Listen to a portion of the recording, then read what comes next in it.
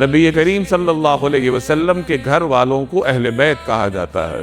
آپ صلی اللہ علیہ وسلم کی ازواج مطہرات ہیں، آپ صلی اللہ علیہ وسلم کی اولاد شریف ہے، آپ کی اولاد کی آگے جو اولاد ہے، اسی طرح رسول اللہ صلی اللہ علیہ وسلم کے چچا زاد بھائی ہیں، رشتے میں آپ کے جو قریب ترین لوگ تھے جن کے اوپر اللہ نے اعزاز کی وجہ سے صدقہ حرام کیا ہوا تھا، تو یہ تمام حضرات جناب نبی کریم صلی اللہ علیہ وسلم کے اہل بیت میں شامل ہیں، اور انہی کے بارے میں قرآن کریم میں فرمایا گیا کہ اللہ تبارک و تعالی نے ان کو ہر طرح کی دنیاوی نجاست سے، گندگیوں سے اور دنیاوی آلائشات سے پاک کیا ہوا ہے۔ یہ جناب رسول اللہ صلی اللہ علیہ وسلم کا گھرانہ ہے۔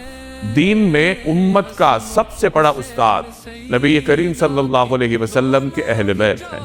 جیسے میں نے آپ کو روایت سنائی کہ نبی کریم صلی اللہ علیہ وسلم نے فرمایا کہ لوگو، میں تم میں دو چیزیں چھوڑ کے جا رہا ہوں، اور جب تک ان کو تھام کر رکھو گے تم کبھی گمراہ نہیں ہوگے۔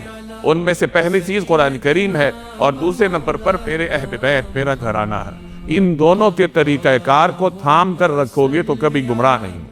یہ روایت ترمذی میں بھی ہے، اسی مضمون کی روایت صحیح مسلم میں بھی ہے، یعنی صحیح سند کے ساتھ یہ روایت ہم تک پہنچی ہے، جس میں نبی کریم صلی اللہ علیہ وسلم نے اپنی امت کو اپنے اہل بیت کی پیروی کرنے کی تلقین فرمائی۔ ایک طرف آپ نے قرآن کریم کی پیروی کی تلقین کی کہ قرآن کریم کو تھام کے رکھو، اور دوسرے نمبر پر اپنے اہل بیت کے طریقہ کار کو تھام کر رکھنے کا طریقہ حکم جو ہے وہ آپ نے امت کو ارشاد فرمایا۔ اور یہ حکم کب دیا گیا؟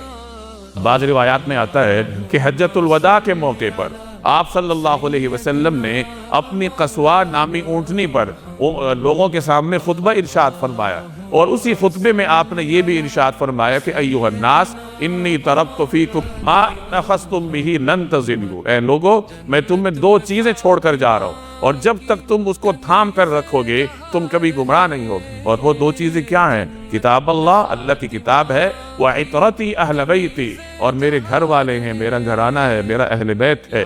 تو ان دونوں کو تھام کر رکھو گے، ان کے طریقے پر چلو گے تو کبھی گمراہ نہیں ہو۔ اور ایک روایت میں یہ جملہ بھی ہے کہ اللہ کی کتاب اور میرے اہل بیت، یہ دو کبھی ایک دوسرے سے جدا نہیں ہو سکتے یہاں تک کہ میرے پاس حوض کوثر پر آ جائے۔